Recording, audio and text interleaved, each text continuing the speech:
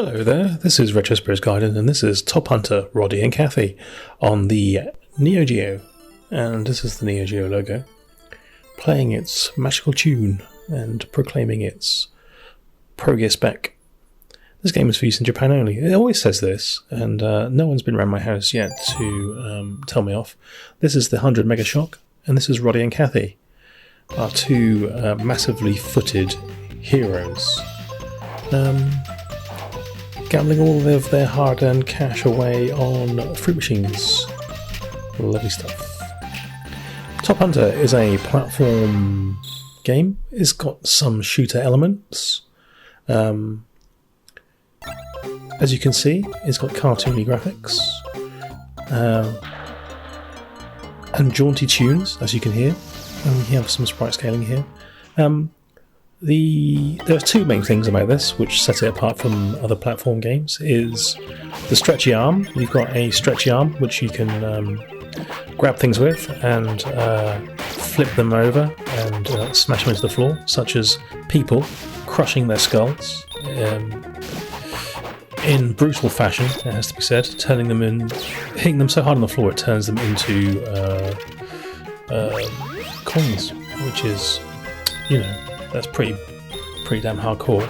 And you can flip between layers, so you've got a foreground and a background. And for the first, 2 years of owning this game, you will never get used to going between the foreground and background. It's kind of mind-bending. We've got some wibbly effects here, lovely stuff. This is a bonus stage.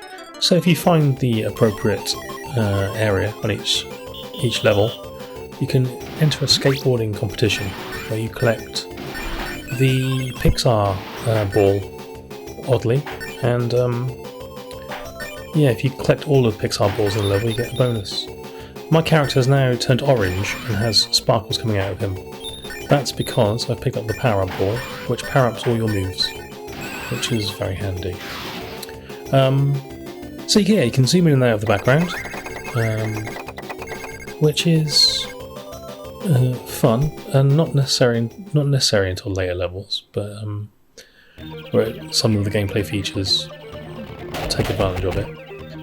Oh yes, and there's Street Fighter 2 style moves as well, so you can do dragon punches, you can do dive kicks, you can launch fireballs, you can have 100 hand slaps, and all those things are needed for you to take out the bosses.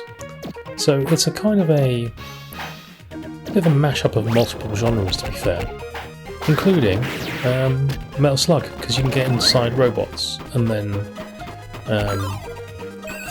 capture people and throw them against brick walls, but also the robots can pick up guns, and your character can actually pick up a gun, and it starts to turn into a platform shooter. So there's plenty of variety there,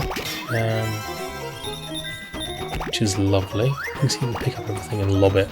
The robot needs a special gun. The robot gets a massive gun that you can use. Just jumping in the background here with the lovely waterfall, not so lovely animated water in the background, which is not animated at all. So these fellas with the sunglasses, they like throwing bombs indiscriminately at passers-by for no reason that I can discern. There's probably a story in the old instruction book. It's a two-player game, and it's like the dual layer. Maybe it's easier in a two-player game where one of you can stick in the background, one of you can stick in the foreground to take out all these bad guys. I don't know. The old dual layer thing did stress me out for quite some time. Never really got used to it. A lot of people say this game's easy. I don't know what planet they live on. Here's a boss. It's M. Bison. He does dive kicks. You can kind of jump on his head to kill him, which is good fun. Also, just twatting him works too. They'll turn up again at the end of the stage in some sort of giant vehicle. Presentationally, you can see the game looks nice, and there's quite a variety of levels, some varied stuff going on, including your platform staples, the Ice World and Fire World. You can't make a platform game without those things, obviously.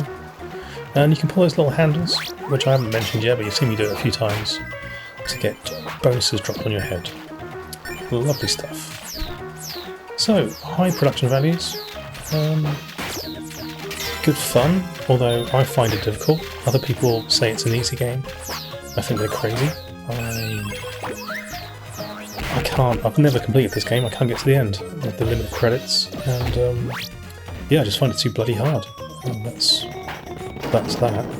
And, yeah, this game back in the day cost me, I think it was about 35 quid, and I bought it brand new back in the early, I don't know, sort of 2000 era, sort of 2001-ish. And yeah, this game now is worth in the multiples of hundreds, and it certainly is not worth that much money. However, you can get this on compilations, and I think it might even be on the NEO GEO Mini, but if you haven't got access to those, you could always try emulating it, I suppose, if you're sort of naughty. The front cover's cool, and the instruction manual has some illustrations in it. It all looks groovy. The usual SNK high production values. But a bit of a weird game. I don't think I've played another game quite like this.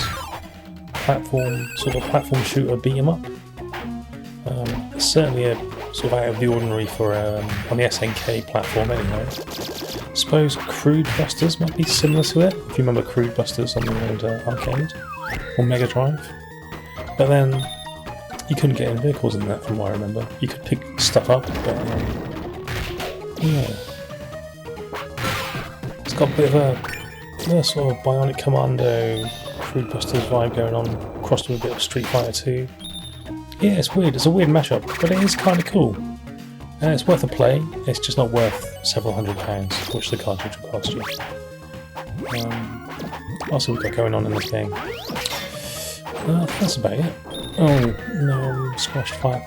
It's got a strong line in comedy violence, which you have to admire. Some of the bosses are rock hard as well, which is like I say, various people over the years have said that this game's easy. I just don't see it. Pick up a whole tree there. Some of the backgrounds have interactive elements which you can use to attack bosses with, which is quite fun. So here's M. Bison's here again, sort of cross between M. Bison and a space pirate of some description. This is where the going into the background and the foreground kind of helps, because you can just kind of jump on his head a lot. Because I find them quite difficult to just fight with the normal moves. So the Street Fighter style moves are operated in the same way as a fighting game, which is a little infuriating sometimes. The Dragon Punch is very difficult to pull off, it has to be said. But yeah. So a fun game with nice graphics and alright sound. Cartoon stings. Lovely stuff. Looks like a proper SNK game, which is cool. Some people have likened this to Metal Slug. It's nothing like Metal Slug. The only thing that's similar to Metal Slug really is that you can get into a vehicle. And you can shoot sometimes. It's actually much more like Crude Busters crossed with Street Fighter 2. There's a bigger pirate. Let's hit him somewhere. Oh, I'm on the wrong plane. See, I just get confused. I get confused a lot in this game, and that's more to do with me than the game, maybe. But see that? I operated a lever, pulled a thing out of the background, and it squashed the guy in the foreground. Crazy times. Right then, well that's Top Hunter. I recommend, like I said, I recommend it as a game. I would totally recommend it as a game. It's kind of fun. It's just too much money. And if you want a Japanese version, you're talking even more money. So I've got the American or European version. I think it's probably the European version. And it's still worth a shed ton of cash now. And not worth it. It's not worth that much money. but a decent game. Alright then, ta-ra.